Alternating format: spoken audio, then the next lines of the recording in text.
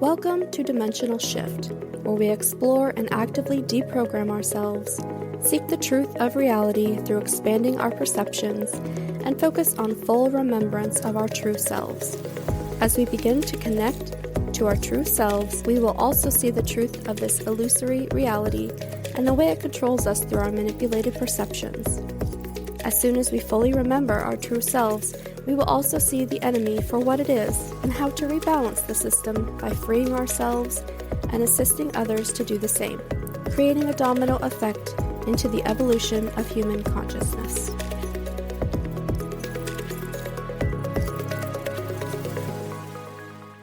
Hey, and welcome back to Dimensional Shift. This week we're going to be talking about spiritual targeting. And I want to start out with a little bit of talk about how these things can make us feel a little bit strange or almost like we're going to be perceived as delusional or crazy. So the first thing I want to do is just assure you that you're not crazy. This stuff happens, and there's a lot more people that go through it than you might actually think, so you're not alone. There are several different types of targeting that can happen for someone who has the propensity to awaken. These include things like physical attacks, which would be something like an abduction, or physical attacks through people or entities. It can also be like an attachment, something that attaches to your energy field and almost feeds off of you energetically, which is kind of how the archons or the agents, or however you describe them, do anyway. Often, not always, but often. And it can be extremely draining, and it can almost drain the life out of you at times. I've recently removed an attachment from myself that was very strong, and it was very difficult to remove. It was on the back of my neck, and it had this barb going up through the nape of my neck and into my pineal gland. And removing that, it was extremely difficult, number one, but removing it has really helped me lose a lot of pain in my neck and back and start to go back into a state of receptivity for connecting with different kinds of galactic beings and source and my higher self and all of that. It had gotten really blocked for a while, and I think it was just because this attachment was there. Other things that can happen would be things through your relationships. So narcissists, abusers, any kind of trauma you've gone through. This can be people in your family. It can be relationships you attract later. It can be random one-time events such as sexual assault or a violent crime kind of thing. There can also be just a regular run-of-the-mill psychic attack, which can be extremely powerful. These ones are meant to make you check out, generally, and keep you pushed under things like intrusive thoughts and intense negative energies to make you want to disconnect and dissociate from reality, or whatever we perceive here as reality. There's also illness and injury. This is an interesting one I'm going through as well right now. I have a secondary attachment, or it's part of the first attachment that I haven't fully gotten rid of, but it's affecting my liver. And so I'm working through that and trying to get this attachment removed so that my liver goes back to normal functioning. I will keep you guys posted on that one. It can also cause emotional dysregulation and or disturbances. So those days where you wake up and life just seems like crap and you're grumpy and you don't want to talk to anybody, you might just take a moment and say, what's going on here? Is there something manipulating my energy? Is there something preying on me? Is there intrusive thoughts coming in that are causing this emotional dysregulation? What's going on? And lastly, there can be something like just we think of as bad luck or unfortunate events or influencing others or your circumstances. This can be something like influencing someone to drive drunk and then they hit you and you get into a bad car accident, or just kind of a low-grade bad luck, nothing ever seems to go your way kind of thing, and it's depressing and it keeps you pushed down all the time. So, why are spiritual people targeted? There is an obvious answer, and that's because we're a threat, but I think there's some other layers to it as well. Number one, we're more conscious. We have a higher baseline awareness of what's actually going on, where we more easily get a glimpse of the truth through the lies. And because of that, we're more aware of the pain and suffering. And we're also more aware of the pain and suffering of others. Whether you're an empath or not, we have compassion for others. And so we often feel their pain, or we often feel bad for them because of what they're going through. And that compounds our own suffering. We also feel a lot more deeply. And so someone who says a negative comment to me often wounds me more than it might wound somebody else. And part of that's programming, yes, but part of it is, to my next point, we just don't understand why the world operates this way. We have a much better connection to the realm beyond, however you want to think of that, as heaven or pleroma or whatever it is. And there's a very big disconnect between the reality we expected here and the reality that there is here. And so there's a sense of, why does it have to be this way? Why do people treat each other this way? I just want to go back to kind of the better place that we were in, where things were gentle and innocent and benevolent and nobody ever assumed bad things about you, kind of thing. And so because of all of these things, we probably produce more louche for the entities, the parasites, the archons, whatever you want to call them. Number one, because we feel more deeply. Number two, because we take on others' pain and their pain hurts us. And so there's this compounding effect.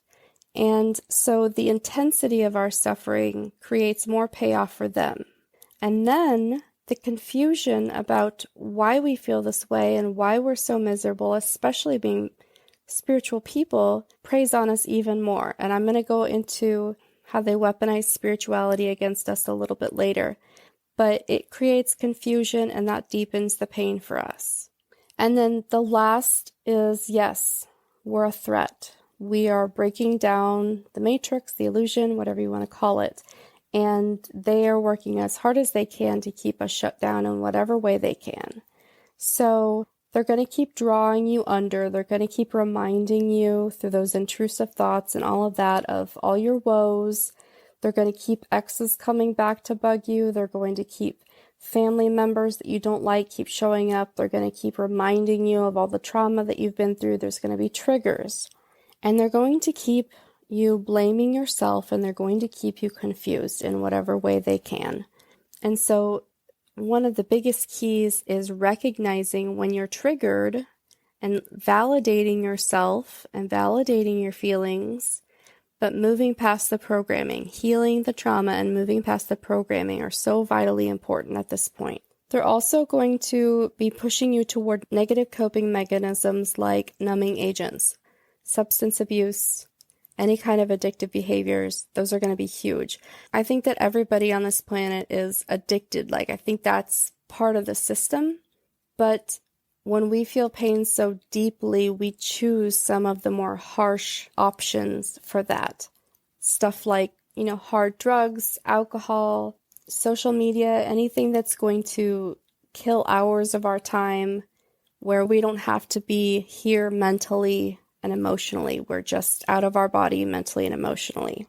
And it also wastes the time of our life, like our natural time. Years go by and we still haven't gotten on with the awakening process and doing the things that we need to do.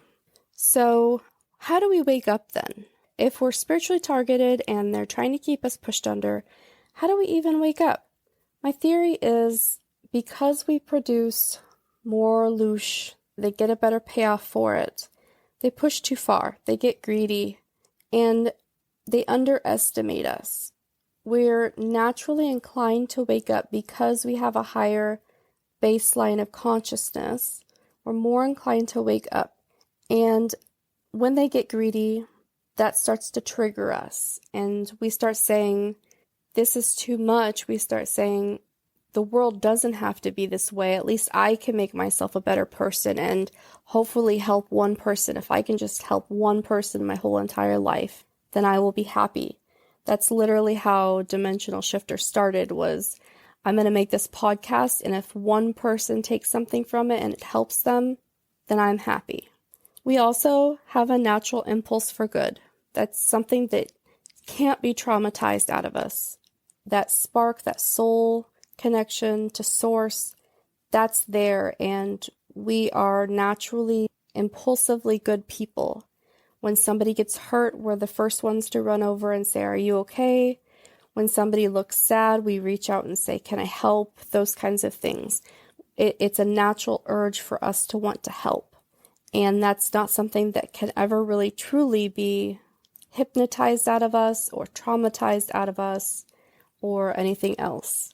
We're also drawn to others who have messages for us to wake up. Throughout my life, there have been key people that have been almost like strategically placed at certain times in my life for a certain kind of awakening point. So when I was 12, I had some woman, totally random. She gave me this half a walnut shell that had a perfect heart inside where the walnut had fallen out. And she said, "Here, look, there's love in everything." And I was 12. I'm like, that's cool, and I didn't really get it, but it has stuck with me. And I've thought about it almost every day of my life since. And stories like that come up all the time, where there's always some kind of random event or synchronicity that leads you to connections pointing you in the right direction. So whether that's source guiding us or a higher self or future self leaving clues or whatever it is, we have laid out a path to help us get through this as well.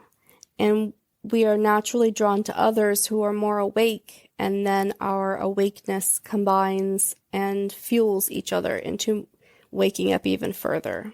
So they have been recently, it's not recently, but with the starseed movement, it's become kind of recently. They've been weaponizing spirituality. And what I mean by this is they've taken concepts like mirroring and projection and manifestation, and they have made them into ways that it's either all our fault or we're a failure. In spiritual communities, whenever somebody says, "This person is really abusing me," or "they're narcissistic," or whatever it is, people say, "Well, they're just mirroring you," or maybe you're projecting on them. And unless you're going to provide strategies to make that not happen, it's really not helpful. Telling somebody that they're just mirroring you is like telling them that they're being abused and it's their fault. It feels really awful. And telling somebody that you're projecting on their abuser or someone who has been manipulating and controlling them is also really unhelpful, and it does more harm than good. And after manifestation became this big, high-dollar, luxury life type thing, it became easy for it to become a failure, for people to feel like a failure because they weren't doing that. They weren't manifesting millions of dollars. They weren't manifesting their dream life and all of that. And I have thoughts on the way manifestation works on a prison planet anyway, but I'm not going to share that today. I think I'm going to wait until maybe next week for that. But because they're weaponizing all of these against us, we have to be super on guard. These are just traps that have been laid to keep us derailed and to keep us distracted and to keep us chasing millions of dollars and to keep worrying about, why am I such a failure, right? To keep us spiraling in that. And so what can we do? There's a few things that I've listed here that can be helpful. The first is, if you haven't listened to episode 18 about psychic defense, go ahead and listen to that. That will really help. There are a lot of protective auras that can really help against psychic attacks and preserving some of your energy by cloaking yourself for a while so they're not able to draw that energy off of you. You can also cleanse your energy field or your aura. There's a couple of good tools you can use for that, like crystals, and there's also different kinds of subtle energy work like Reiki or quantum healing modalities, things like that. It's really, really, really, really important that you get to know yourself and you get to know what your intuition feels like. Because then when those intrusive thoughts start coming in, you can start saying, okay, intuition, connection to source, tell me, is there something here that I need to actually fix, or is this just the programmed chatter in my head that I need to tell be quiet? And then last and probably the most important thing you can do, besides connecting to your intuition, is connecting to others for support. Because when you get in a place where you're feeling really trapped or down or spiraling, the best thing you can do is to reach out to somebody and say, hey, I need some help. If you need some safe people to talk to, come and join our Discord. We have a few really good advanced souls who are willing to listen and able to help you out. And we do it without judgment. We do it without any kind of hierarchy. It's really a very safe place to explore those parts of yourself and to start getting rid of that programming. You can find the Discord sign up at dimensionalshifter.com/Discord. If you found this episode helpful or insightful, please share it with a friend and leave a review or comment. Make sure to subscribe so you never miss an episode. I host twice weekly open discussions on the podcast topic on our Discord server. If you'd like to join, head to dimensionalshifter.com/Discord. If you're on Reddit, come join the subreddit r/dimensional shifters or send me a DM. My username is Dimensional Shifter. Keep deprogramming, keep connecting, keep listening to your intuition. This is it. This is what we've been searching for our whole lives. Connection to our true selves.